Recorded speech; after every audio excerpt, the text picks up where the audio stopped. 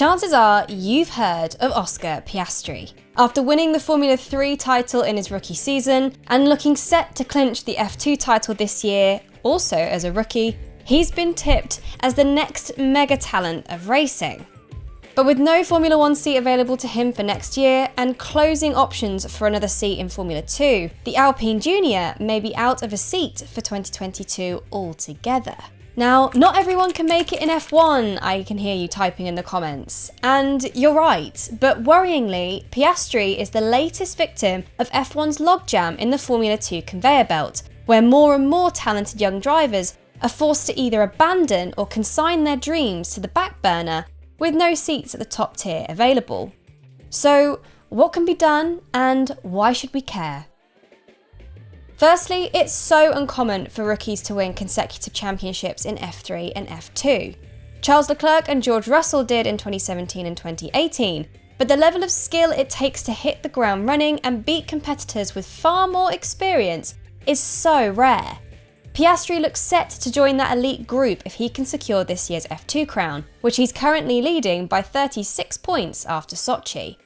But where Leclerc and Russell walked into F1 seats the year after their F2 title wins, with Alfa Romeo and Williams respectively, there appears to be no such opening for the young Aussie.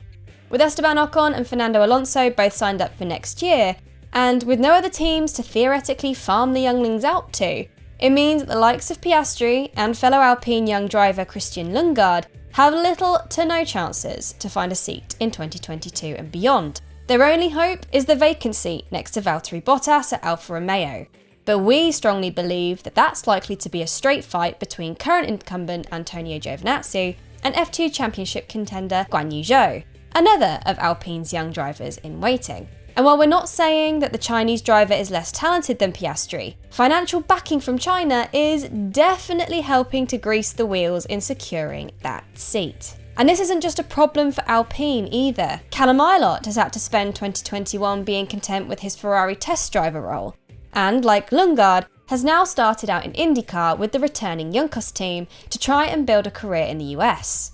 Fellow Ferrari junior Robert Schwartzman is also finding it tough to secure an F1 drive. The same can be said for Mercedes, with Nick de Vries positioned in their soon-to-end Formula E programme after winning the F2 title in 2019. And even with its own junior team in AlphaTauri, Red Bull has nowhere for Liam Lawson and Yuri Vips to go to if their impressive F2 seasons yield strong results. Pushing your drivers onto other teams isn't as straightforward either, with pretty concrete contract terms put in place to protect the considerable team investments in driver careers, and they are becoming a pain point for a lot of teams, as we've seen with Alex Albon's move to Williams and the Red Bull-Mercedes conflict of interest. So, to put it simply, F1 needs more seats. Today's F1 has half the seats to offer compared to the 40 seats we saw in the late 80s. And we've not had a new team in F1 since 2016 when Haas joined the grid. But F1 has been seeking to change that. With engine regulation talks with the likes of Volkswagen Group and the application of the budget cap in 2021, F1 should theoretically prove more alluring to manufacturers and racing teams looking to make a splash on motorsport's biggest stage. But, as ever, nothing in F1 is quite that simple, because let's not forget that any prospective new entrants have to pay the eye-watering sum of $200 million, which would be distributed between the incumbent teams if they want to join Formula 1. It gives the current 10 teams significantly higher resale value and encourages prospective entrants to purchase a fully functioning operation rather than starting up one for themselves.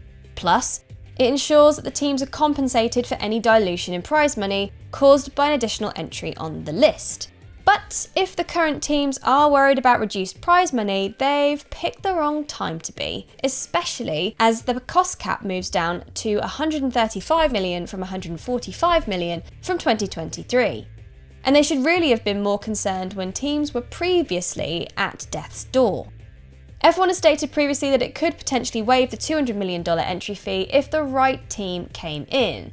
Presumably, if a manufacturer, VW, wanted to join the party. But in that case, F1 would be worryingly doomed to repeat the failings of the 2000s. Back then, Multiple road car giants jumped into F1 with mixed success, but most of them packed up their involvement before the turn of the next decade, leaving the grid looking decidedly short-staffed prior to the 2010 entry process. Formula E is now going through a similar degree of pain, as its own collection of manufacturers are pulling out one at a time, having felt that the series just doesn't justify the expense. So perhaps there's a compromise to be had. Open the door to another 2 teams in F1, allow them to set up and to be competitive from the off, and then maybe reintroduce the entry fee for a 13th team. More seats available will introduce more value to the junior categories, more interest if they have proven quality in other series, and lure new major players to the F1 circus. And sure, you can blame pay drivers if you want to, but they are just as much a part of F1's history as the title winners. For example, Williams would probably be dead without them. The 2018 pairing of Lance Stroll and Sergei Sorokin hardly pulled up any trees, but offered the Grove squad enough money to keep chugging along into the next decade. There are very few drivers that have managed to do what Piastri has. George Russell and Charles Leclerc did, and they're both in F1. So for Piastri to show comparable talent, but to miss out on a seat at all, seems like such a waste. Until we have more seats available, it's going to be an inevitability that some drivers, while deserving, just won't get a seat on the grid. Which young driver do you think deserves a seat in Formula 1 the most? Let us know in the comments below. Thanks so much for watching, and we'll see you next time.